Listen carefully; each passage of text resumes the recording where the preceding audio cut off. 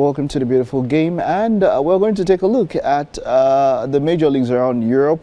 Bolu is here with me. Bolu, great to have you. You are welcome. All right, good. So just before we get straight into this, we just saw Atletico Madrid against Tottenham Hotspur. We've spoken about the Champions League, yeah. Of course, it had happened. Shock for the English sides. No English side picked up a win.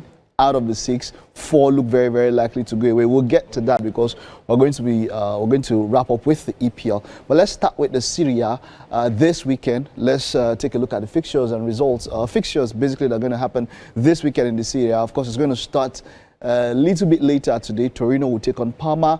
Inter Milan will take on Atalanta. Atalanta were destroyed, by the way. Bayern Munich. Napoli will take on Lecce. Udinese will take on Juventus. Verona will take on Genoa. Pisa will take on Cagliari. Sassuolo will take on Bologna. Como will take on Roma. And of course, Lazio will take on Milan. To wrap up on Monday, where Cremonense will take on Fiorentina. Which match would you be looking out for this weekend? We're looking at the fixtures here for Serie A. For me, it's the title chase and the title contenders. That's the Milan clubs. We saw the Milan derby last week where AC Milan were fortunate to get the win. Fortunate? Well, fortunate for them. They were 10 points behind Inter Milan, but now it's been cut to 7 points. Yeah. So they would look to continue that chase in this game, Lazio versus AC Milan. Lazio are not easy customers. And Inter would also be facing a tough game as well. So it's going to be an interesting dynamic now that the lead is just 7 points. To see how it plays out. The lead is just 7 points. One more win and one more loss, and there's going to be a problem. And you know, Inter are out of the Champions League. They're out? They're playing a wounded Atalanta side who just, like you said, got trounced 6-1 by Bayern Munich. They beat them silly. Now, talking about that 7 point, let's take a look at the standings. And this is how it really looks like at the top of the table. Like you mentioned, Inter, of course, are on top with 7 points ahead of Milan. Napoli, 56, they're in third place. Como, Roma, and Juventus make up the top 6. Atalanta is out of that top 6. There's Bologna, Sassuolo, Lazio, Udinese, Parma. And then looking at the bottom of the table, Genoa, Cagliari, Torino, Lecce. Of course, the bottom 3 after Fiorentina will be Cremonense, Verona, Pisa. You think any of these teams, let's take a look at the bottom of the table. We don't get to talk about it so much, but you see, with Cremonense with 24 points, Fiorentina with 27 points, Lecce. Fiorentina had a very, very, very bad spell because that last season was quite good for them. Who do you think? I mean, looking at it, up to 30, up until Genoa, maybe even Parma, but let's just keep it at Genoa. There's still that risk of relegation down from these points up until here. I would say Pisa is gone. Yeah, of course. So for which of these teams do you think can sustain that that push in the relegation dogfight? 28 matches played. What you have 10 matches now to go. 10 matches now to go. Which of these teams do you think can sustain that dogfight and come out of the relegation waters? I would start with saying Fiorentina. I don't want to see Fiorentina relegated. It's not what you want to see. Do you think they can fight? And I don't think they would go down. I think they're too good to go down. But they've had, like you said, they've had so many issues this season and coming from the end of last season as well. So I hope they will be able to survive. Cremonese just came back.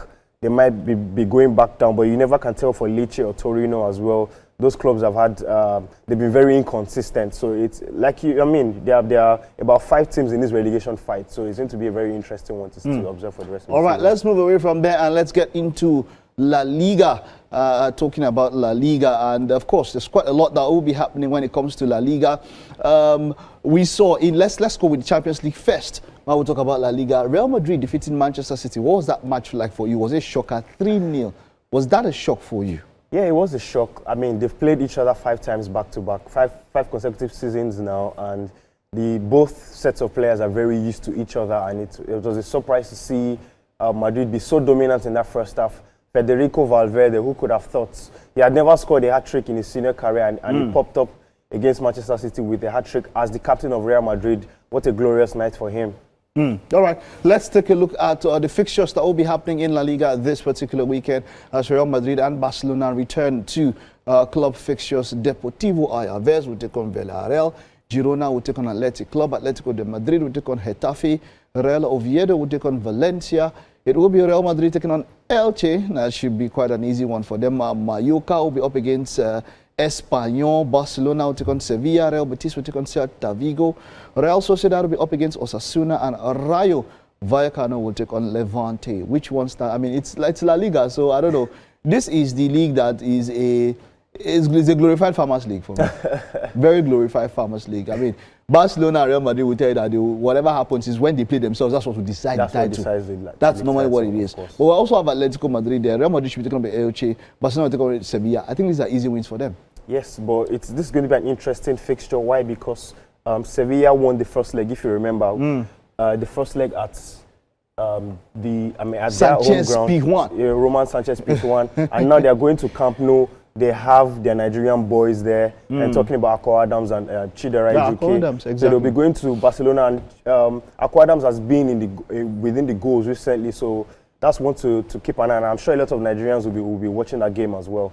Also, another interesting game is this Atletico versus Getafe. We know how stubborn Getafe are as a team. They are basically mini Atletico. So now they are going to the home of their Ogas, their senior men. So it's going to be an interesting watch as well. All right. Okay. Let's see if, of course, when it comes to the table, you know how it will normally be. Let's see if we can wrap up La Liga while we take a look at the table.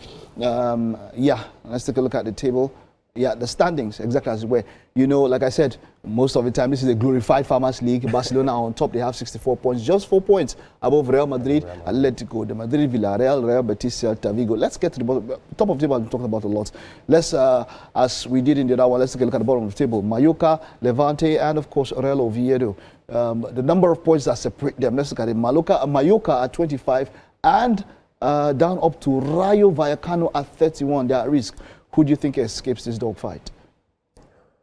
Well, it looks like Girona, Sevilla should escape. I can't say the same for Mallorca and Elche. It's just 1 point between them, and even Alaves as well.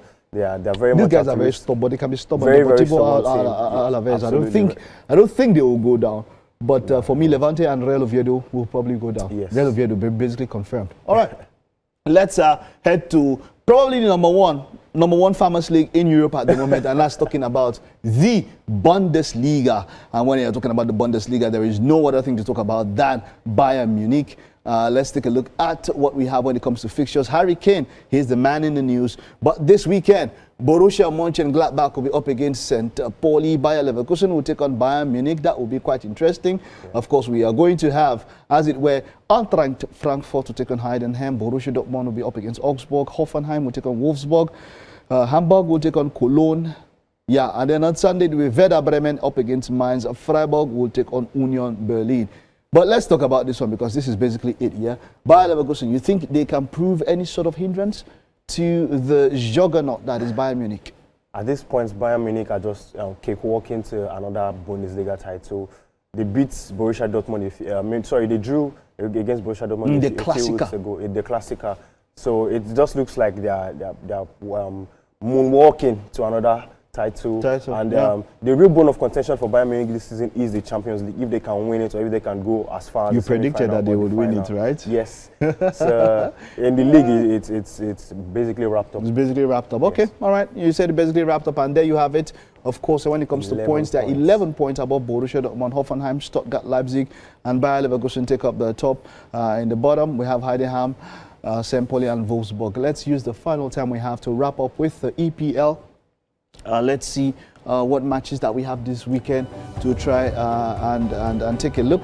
Yeah, going back, you mentioned Bundesliga was a real Farmers League. Considering what has happened in the Champions League this week, can we call the Premier League a Farmers League as well? We'll get to that one. Burnley will take on Bournemouth, Sunderland will take on Brighton, Arsenal will take on Everton, Chelsea will take on Newcastle, West Ham will take on Manchester City, Crystal Palace, Leeds, Man U, Aston Villa, Nottingham Forest, Fulham, and then of course Liverpool will take on Tottenham Hotspur, Brentford, Wolverhampton Wanderers. Which one stands out here for you? Liverpool versus Tottenham Hotspur. It's always been an interesting game historically, but considering how bad Tottenham Hotspur have been recently, and Liverpool haven't been very good themselves, it looks like it's going to be an interesting game regardless. Who wins? Most likely Liverpool, but it's going to be an interesting game. Many goals.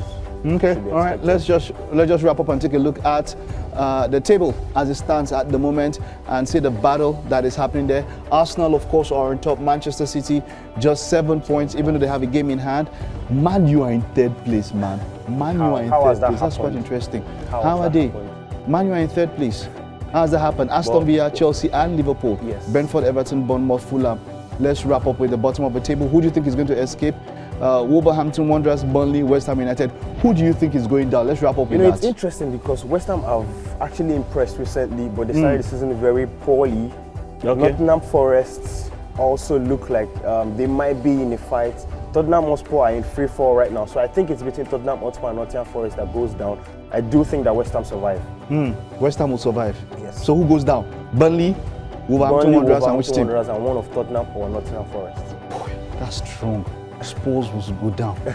Very likely. Bolu, thank you very much for coming. And of course, that's it for our wrap for the beautiful game. You can tune in to the show. You should tune into the show 11 a.m. Saturday morning for a fuller preview and review of action when it comes to the beautiful game. Now that's it. We'll take a time out now. Stay with us. We'll be right back after this.